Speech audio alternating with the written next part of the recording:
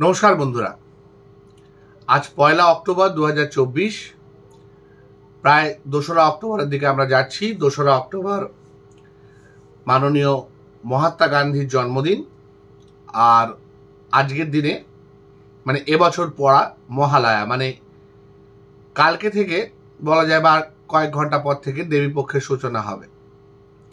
তো দেবীপক্ষের সূচনা তো আমাদের প্রায় 9ই আগস্ট হয়ে গেছে, কারণ এবারের অকাল বোধনটা আক্ষরিক অর্থে অকাল বোধন হয়েছে। মানে দুর্গাপুজো তো বেসিক্যালি অকাল বোধন, আর 9ই আগস্ট থেকে আমাদের যে দুর্গোৎসব চলছে সেই দুর্গোৎসবের প্রায় আজকে এটা দীর্ঘায়িত দুর্গোৎসব।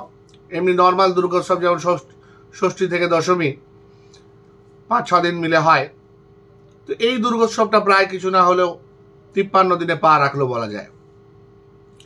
আজকের ভিডিওটা করার আগে আমি একটু দোটানায় ছিলাম, কারণ আমার মধ্যেই একটা সংশয়, একটা চিন্তা, একটা ভাবনা আস্তে আস্তে তৈরি হচ্ছে, যেটা সূচনা হয়েছে প্রায় কালকে থেকে। মানে কালকে সুপ্রিম কোর্টের রায় পরবর্তীকালে জুনিয়র ডাক্তার ভাইয়েরা আমাদের যে সিদ্ধান্তটা নিল, সেই সিদ্ধান্তে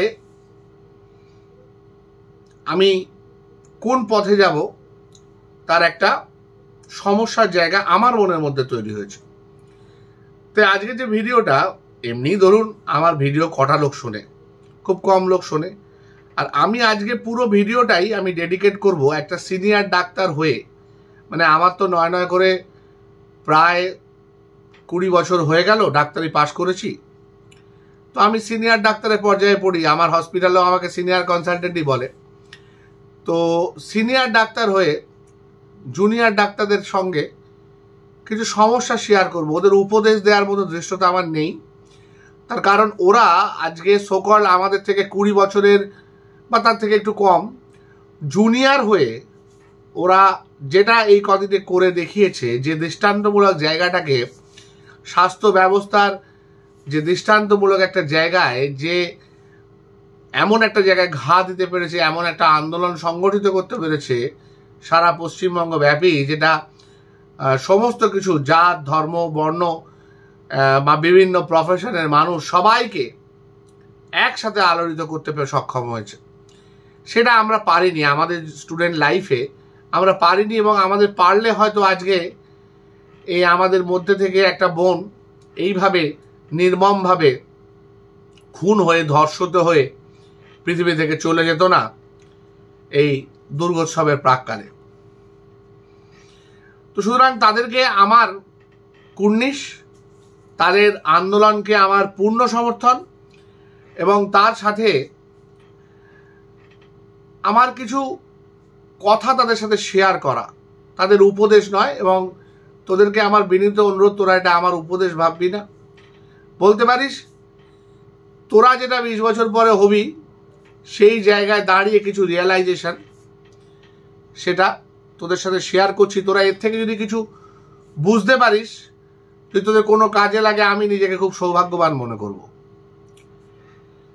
প্রথমত দেখ, তোরা যে 9ই আগস্ট যে ঘটনাটার পরিপ্রেক্ষিতে শুরু করেছিস, সেই ঘটনাটাতে একটা বড় ভুল কি হয়েছে জানিস?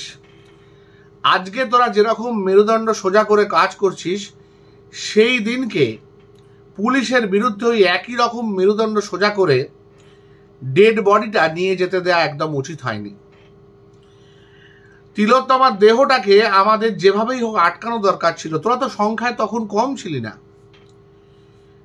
হ্যাঁ, মানছি তোরা তখন একটা আকস্মিক জায়গায় বিহল হয়ে গেছিলি, কিন্তু টাইম তো পেয়েছিলি।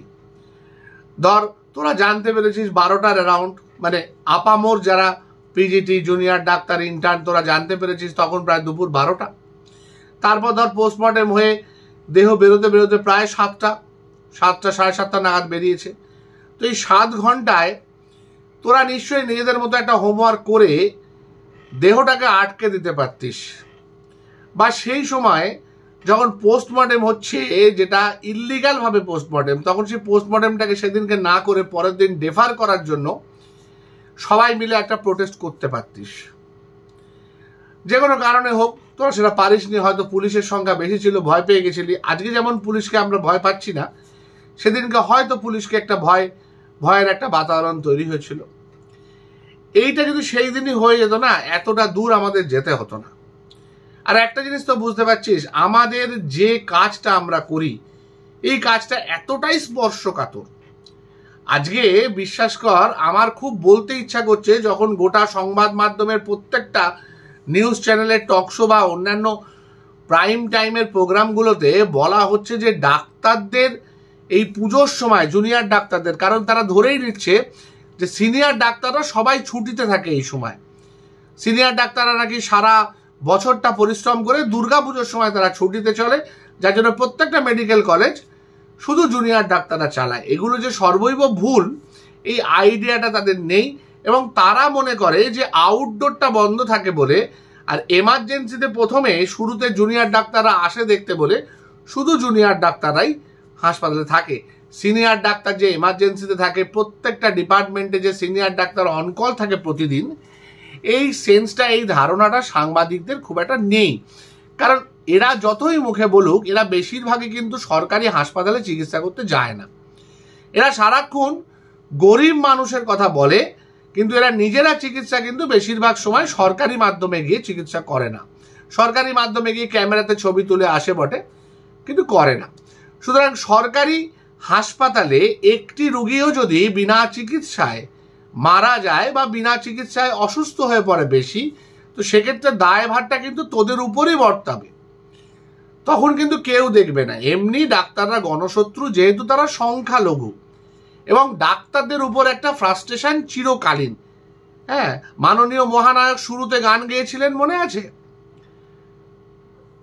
ও ডাক্তার ও ডাক্তার করে কি সুন্দর গান গেয়েছিলেন।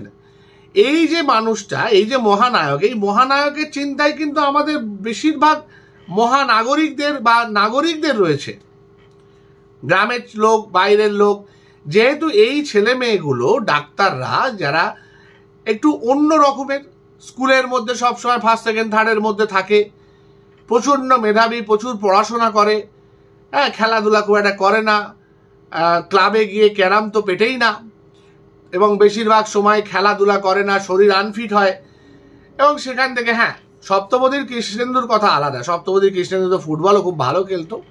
কিছু কিছু এক্সেপশন আমাদের লাইনে আছে, কিন্তু বেশিরভাগ আমাদের এই চেহারাটা একটু মোটাসোটা হয়, এবং খেলাধুলা খুব একটা করে না, চশমা, মোটা মোটা চশমা। এখনকার দিনে অবশ্য লেন্স ভালো বেরিয়েছে, মোটা চশমা পাতলা হয়ে যায়, আদারওয়াইজ মোটা চশমা, এবং পড়াশোনা করা পড়ুয়া একটি ছেলে। হ্যাঁ, ভদ্রনম্র বলা যাবে না, কারণ ভদ্রনম্র বললে তো আবার আরেকজনকে অভদ্র বলতে হয়। তো এই জায়গায় দাঁড়িয়ে সমাজের একটা আলাদাই হয়ে গেছে মানুষ। একদল যারা জয়েন্ট এন্ট্রান্স দিয়ে ঢুকছে, আর একদল যারা জয়েন্ট এন্ট্রান্স দিতে পারছে না বা দিয়ে কৃতকার্য হতে পারছে না। এটা একটা আলাদা এই ছিল। আমাদের স্যারেরা বলতেন যে এই যে রাগ, ডাক্তারদের উপরে রাগ, এটা তৈরি হয় ফ্রাস্ট্রেশন থেকে। কারণ সেটা আমি পারিনি, আমি ডাক্তার হতে পারিনি, এবং সাবজেক্টটাই এত স্পর্শকাতর যে যেখানে একটা মিনিটের ডিসিশন নিতে, একটা মিনিটও না, মুহূর্তের ডিসিশন নিতে একটা পেশেন্টের জীবন চলে যেতে পারে। এতটাই স্পর্শকাতর, এবং একটা জীবন তো একটা জীবন নয়। যেরকম আজকে অভয়া কারু মেয়ে ছিল আর আমাদের সবার বোন ছিল, তেমনি সেও, সেই পেশেন্টও কারুর বাবা, কারু মা, কারুর বোন, কারু দিদি, কারু দাদা, কারু ভাই, কারু স্ত্রী, কারু স্বামী, কারো সন্তান। তো এই জায়গায় দাঁড়িয়ে একটা মানুষ পৃথিবী থেকে চলে যাওয়া মানে অনেকটা ক্ষতি হয়ে যাওয়া কোনো একটা পরিবারের, এবং সেই জায়গায় সিম্প্যাথি সবসময় আগে আসবে। কেউ দেখবে না যে তোরা তোদের কর্মক্ষেত্রে কতটা অসুরক্ষিত।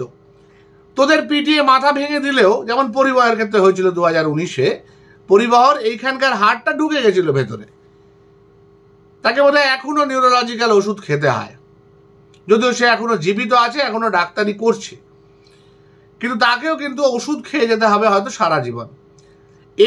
এই তোর উপর এই অত্যাচারটা কিন্তু কখনো প্রাধান্য পাবে না, যতটা প্রাধান্য পাবে একটা মানুষের পরিমিত চিকিৎসার অভাবে মৃত্যু, এবং সেটা কিন্তু মানুষ ঠিক করবে। যে মানুষটা ঠিক করবে সে বেসিক্যালি ডাক্তারির ডও জানে না। কারণ না হলে সুপ্রিম কোর্টের মতো জায়গায় 29টা পেশেন্ট মারা গেছে সেটা ডিক্লেয়ার করে দিচ্ছে সুপ্রিম কোর্টের একজন উকিল, এবং সেটা ডিক্লেয়ার করছে এবং সেটা নোটিফিকেশনও হচ্ছে, যেখানে এই 29 জনের মৃত্যুটা আদৌ গাফিলতিতে হয়েছে কিনা সেটার প্রমাণ হয়নি। যেমন এই কালকের যে হিয়ারিং ছিল, 30 তারিখের হিয়ারিং, সেইখানে সরকার পক্ষের উকিল বলছে বেড দেয়া হয়নি, ডাক্তাররা চিকিৎসা করেনি বলে পেশেন্টটা মারা গেছে। এবং সেটা কিন্তু উইদাউট এনকোয়ারি, কোনো এনকোয়ারি ছাড়া। সুপ্রিম কোর্টের এই ব্যাপারটাই আমি বুঝতে পারছি না। দু তরফের উকিল যে যা পারছে বলে দিচ্ছে, কোনো প্রমাণ নেই। তোদের পক্ষের উকিল ইন্দিরা ম্যাডাম তিনি বলে দিলেন যে তোরা কাজে জয়েন করে গেছিস এবং তোরা ভালো করে কাজ করছিস, তোরা সারাক্ষণ কাজ করে আছিস আইপিডি ওপিডি।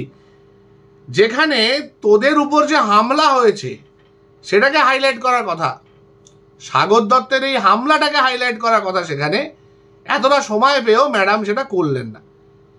এবং এই কোনো বেসিসই, দুদিকেরই কোনো সায়েন্টিফিক বেসিসে কথা হচ্ছে না, কোনো এভিডেন্স সেখানে জমা হচ্ছে না। একজন বলছে হ্যাঁ, একজন বলছে না, দুটোই নোটিফিকেশন হয়ে চলেছে। এইটাই নাকি অবজারভেশন, সুপ্রিম কোর্টের অবজারভেশনে একটা এনকোয়ারি চলছে। সুতরাং বুঝতে পারছিস যে গোটা নাগরিক সমাজ, গোটা জনগণ সমাজ, সিবিআই, সিআইডি, পুলিশ প্রশাসন, বিভিন্ন বিচারপতিরা, বিচারালয়, সংবাদ মাধ্যম, এই একটা জায়গায় কিন্তু তোদের সঙ্গে থাকবে না। তোদের সিকিউরিটি ইস্যুটা পরে, তোরা মরে গেলে ক্ষতি নেই, কিন্তু একটা রুগী যেন না মারা যায়।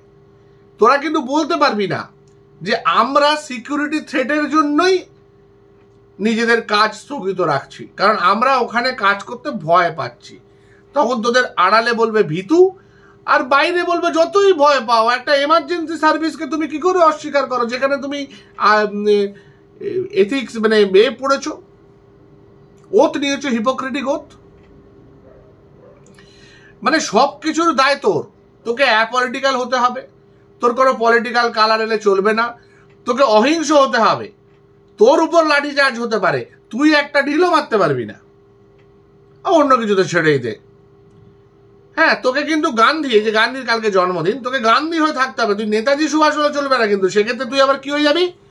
তুই আবার হয়ে যাবি অতি বাম বা মাওয়িস্ট।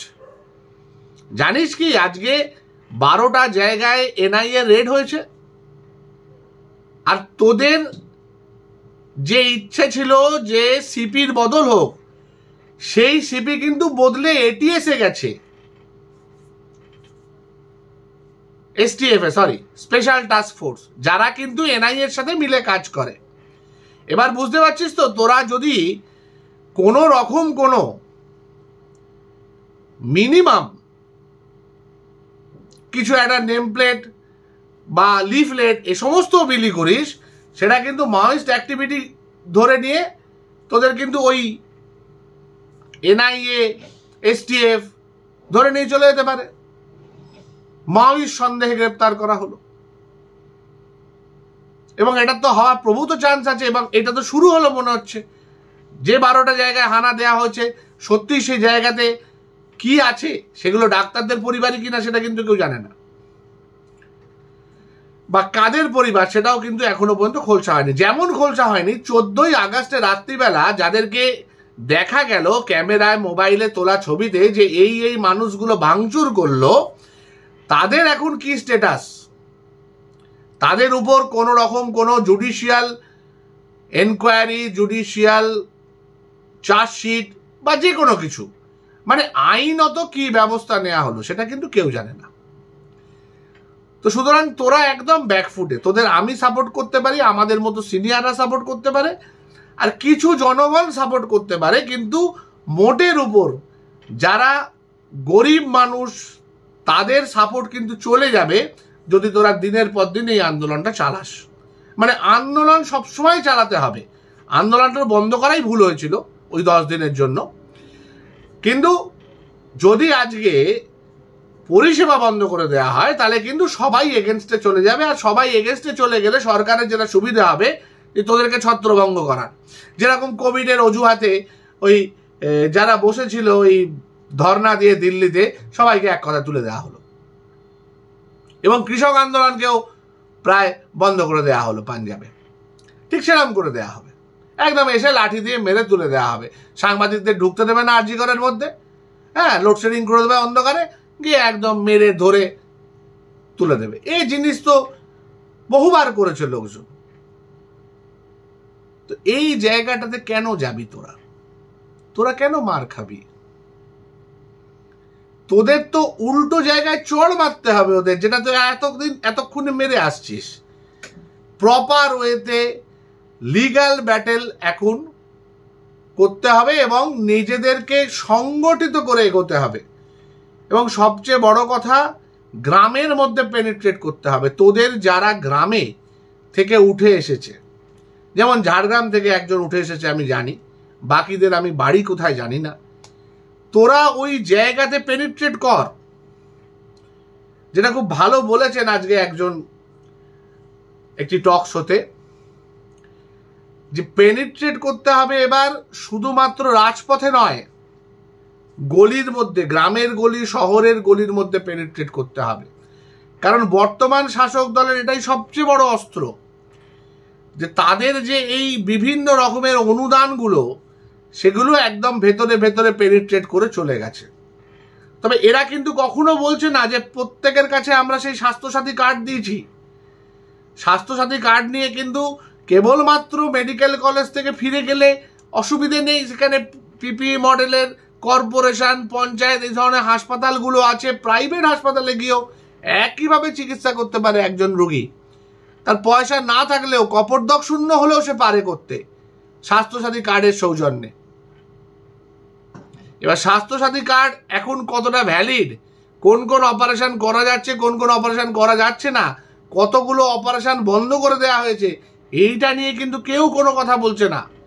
স্বাস্থ্যসাথী যে এখন শুধু একটা দেখনাই কার্ড হয়ে গেছে, বেশিরভাগটাই যে বন্ধ হয়ে গেছে, বেশিরভাগ অপারেশনে যে হচ্ছে না আজকে, বা বেশিরভাগ চিকিৎসা, মেডিসিন, আইসিইউ চিকিৎসা তো হয়ই না, প্রায় বন্ধ হয়ে গেছে স্বাস্থ্যসাথী কার্ডে। কারণ যে পরিমাণ, যে অ্যামাউন্টটা পার ডে বরাদ্দ করা আছে, সেই পার ডে অ্যামাউন্টটা অন্তত আইসিইউ চিকিৎসা করা যায় না। তো সেই জায়গায় দাঁড়িয়ে সরকারি হাসপাতালে গরিব মানুষ গিয়ে যদি পরিষেবা না পায়, তারা কখনোই কিন্তু সরকারের ভুলটা দেখবে না। যেমন দেখছে না যে বেডটা ডাক্তার তৈরি করে না, জুনিয়র ডাক্তারও নয়, সিনিয়র ডাক্তারও নয়, বেডটা তৈরি করতে হয়, তার জন্য জায়গা বাড়াতে হয়, সেটা সরকারকে করতে হয়। আজকে আইসিইউর বেড 100 জায়গায় 200 করতে গেলে সেই পরিমাণ জায়গা বাড়াতে হবে, সেই পরিমাণ অক্সিজেনের ব্যবস্থা করতে হবে, সেই পরিমাণ ডায়ালিসিস, ভেন্টিলেশন, সমস্ত কিছুর ব্যবস্থা করতে হবে, এবং সম পরিমাণ ডাক্তার, মানে যা ডাক্তার ছিল 100 বেডে তার ডবল ডাক্তার করতে হবে। এইগুলো কিন্তু কেউ বলবেও না, এবং বিশ্বাস কর বেশিরভাগ সংবাদ মাধ্যমে এই সম্বন্ধে ওয়াকিবহাল নয়। তারা কয়েকটা গ্রস জায়গাতে ধরতে চায় যে ডাক্তাররা চিকিৎসা করছে না বলে রুগী মারা যাচ্ছে। চিকিৎসার কত রকমের স্তর হয়, একটা ট্যাবলেট দিয়ে ছেড়ে দেওয়াটাও চিকিৎসা, একটা ইঞ্জেকশন দেওয়াও চিকিৎসা, একটা স্যালাইন দেওয়াও চিকিৎসা, একটা ব্লাড ট্রান্সফিউজ করাও চিকিৎসা, 2টো স্টিচ দেওয়াও চিকিৎসা। চিকিৎসার অনেক স্তর আছে। আজকে দেখলাম একটা ডায়াবেটিক ফুড একজন পেশেন্ট, সে কতদিন আনকন্ট্রোল ডায়াবেটিস ছিল কেউ জিজ্ঞেস করবে না, কিন্তু এইটা জিজ্ঞেস করবে যে ডায়াবেটিক ফুড পেশেন্টটাকে চিকিৎসা না করে বাড়ি পাঠিয়ে দেওয়া হয়েছে। একবারের জন্য কিন্তু মাইক হাতে তাকে জিজ্ঞেস করতে হবে না কতদিন ধরে পাটা পচছিল। হয়তো বললে জানা যাবে যে 2 মাস ধরে পাটা এইরকমই পচেছিল, কালো হয়ে গেছিল, যখন গন্ধ হতে আরম্ভ করলো সেই সময় আমি নিয়ে এসেছি। এইটা হচ্ছে নর্মাল মানুষের ফেনোমেনা। হাসপাতালের লোকে আসতে চায় না, যখন আসে পেশেন্টকে একবার বিরাট খারাপ করে। আপনারা এটা ভাবুন তো, প্রচুর ক্ষেত্রে বলা হয় 5টা হাসপাতালে ঘুরে একজন মারা গেছে, 5টা হাসপাতালে বেড না পেয়ে। একবারের জন্য বলে না যে মানুষটা শুধু গাড়িতে করে 5 ঘন্টা ঘুরে মারা গেল, তার ডিজিজটা কতটা সিভিয়ার ছিল। তার স্ট্রোক হয়ে থাকতে পারে, তার হার্ট অ্যাটাক হয়ে থাকতে পারে, সেই জিনিসগুলো কি একদিনে হয়? তার ব্লাড প্রেশার কতদিন ধরে বেশি আছে কেউ দেখতে গেছে? তার ডায়াবেটিস কত বেশি, তার থাইরয়েড আছে কিনা, তার কিডনি অসুখ আছে কিনা, তার ক্যান্সার আছে কিনা, এগুলো কেউ দেখতে গেছে কখনো? কোনো দিন এই খবরগুলো আসে? তার কারণ সেই নলেজটা তো নেই। তোদের মতো নলেজ তো মানুষের নেই, থাকার কথাও না। কারণ ডাক্তারিটা মানুষ ভাবে বটে করব। আজকে তুই রাস্তায় গিয়ে দাঁড়া, একটা বাস স্ট্যান্ডে বল পেট ব্যথা হয়েছে, 20টা ওষুধ ফ্রিতে পেয়ে যাবি। আয়ুর্বেদ, অ্যালোপ্যাথ, হোমিওপ্যাথ সব মিলিয়ে 20 রকমের টোটকা। কে গ্যাসের ওষুধ বলবে, কে আমাশার ওষুধ বলবে, কে পেট ব্যথার ওষুধ বলবে, কে আরো অনেক কিছু বলবে। সুতরাং মানুষ ভাবতেই পারে ডাক্তারিটা খুব সোজা জিনিস। ডাক্তারিটা যে আদৌ সোজা জিনিস না, সেইটা বোঝার মতো মানুষের বুদ্ধিশুদ্ধি খুব একটা নেই আমাদের দেশে। যারা অন্য সাবজেক্টে অনেক উচ্চ পড়াশোনা করেছে তাদেরও নেই, আনফর্চুনেটলি। মানুষ একটা কথা মনে পড়ে যায়, তুমি যে বোঝো নাই, তুমি ইহাও বোঝো নাই, এইটা হচ্ছে অবস্থা। কিন্তু তারা না বুঝতে পারে, তোদের তো বুঝতে হবে। তোদের তো বুঝতে হবে যে মানুষ, যে মানুষগুলো তোদের সাপোর্ট করছে, হোল হার্টেডলি ভেতর থেকে সাপোর্ট করছে। আমি মিছিলগুলোতে গিয়ে দেখেছি কিভাবে সাধারণ মানুষ, তাদের কোনো রং নেই, তারা বাম ডাম অতি বাম রাম কেউ নয়, তারা নির্ভেজাল মানুষ। নিউ টাউনের বাড়িগুলো থেকে, সল্ট লেকের বাড়িগুলো থেকে, গিরিশ পার্কের বাড়িগুলো থেকে, মোহাম্মদ আলী পার্কের বাড়িগুলো থেকে নেমে এসেছে যখন মিছিল এগিয়ে যাচ্ছে আরজিকর থেকে ধর্মতলা। সেই মানুষগুলো কেউ অতি বাম নয়, কেউ ডান নয়, কেউ বিজেপি নয়, কেউ অন্য লোক নয়, বরং শাসক দলের সকল যারা ডাক্তার ছিল তারা সবাই তোদের ফেভারিট রয়েছে। এই জায়গায় তোরা কিন্তু একটু সংগঠিতভাবে ডিসিশন নে। তোরা তো আমাদের সাথে খুব একটা আলোচনায় বসতে চাস না, তার কারণ আমরা জানি। 1 নম্বর হচ্ছে বেশিরভাগ ডাক্তারের পিছনেই শাসক দলের একটা অলিখিত স্ট্যাম্প পড়ে রয়েছে। যেহেতু তারা সেই সময় বামফ্রন্টের বিরুদ্ধে আন্দোলন করে এই দলটাকে সাহায্য করে নিয়ে এসেছিল, বা নিয়ে আসার চেষ্টা করেছিল, অন্তত কলেজগুলোতে নিয়ে এসেছিল। তারাই IM এর বিভিন্ন পোস্টে ছিল এবং তাদেরই একটা অংশ আজকে দুর্নীতির জন্য সাসপেন্ড হচ্ছে। সেই কারণে তোরা ভরসা করতে পারছিস না। মেনে নিলাম, আমরা এরকম আন্দোলন সংগঠিত করতে পারিনি। আমরা সেদিক থেকে তোরা যেটা করেছিস সেটা আমাদের থেকে অনেক বড় কাজ করেছিস। তাও বলছি তোরা একটু সংগঠিত হয়ে, একটু ওয়েল প্ল্যান করে এইবার কিন্তু হাতে হাত নিয়ে শক্ত করে এগো এবং একটা দূর লং টার্ম একটা মুভমেন্টের কথা ভাব। এবং সেখানে যেটা প্রাইমারি ইম্পর্টেন্ট সেটা হচ্ছে মানুষের সাথে সংযোগ এবং খুব সাবধানে পদক্ষেপ ফেলা, যাতে ওই মাওয়িস্ট তকমাটা তোদের ওপর না লেগে যায়। কারণ আজকে শাসক যন্ত্র যেরকম নগ্নভাবে তাদের দমন নীতিকে সামনে নিয়ে এসেছে, তোদেরকে দমন করার জন্য, তোদের সারপ্রেস করার জন্য, যেরকম তারা নগ্ন হয়ে যাচ্ছে, তাদের সাংসদ, তাদের বিধায়ক, তাদের পঞ্চায়েতের লোক, তাদের মিউনিসিপ্যালিটির লোক যেভাবে নগ্নভাবে তোদের আক্রমণ করছে, ডিরেক্টলি ইনডিরেক্টলি, চোখের সামনে, সংবাদ মাধ্যমের সামনে, সেখানে তো একটা জিনিস পরিষ্কার যে ওরা একটু লুফলস পেলে, একটুখানি পান থেকে চুন খসলেই কিন্তু তোদের উপর একদম লিটারালি সশস্ত্র হামলা করবে এবং তুলে নিয়ে যাবে। সেই সুযোগটা ওদের দেয়া যাবে না, কিছুতেই দেয়া যাবে না। আন্দোলনটা একদম সকল মেরুদণ্ড সোজা করে এমন ভাবে নিয়ে যেতে হবে যে কোনো দিক থেকে কোনো রকম ফাঁক ফোকর থাকবে না সেখানে।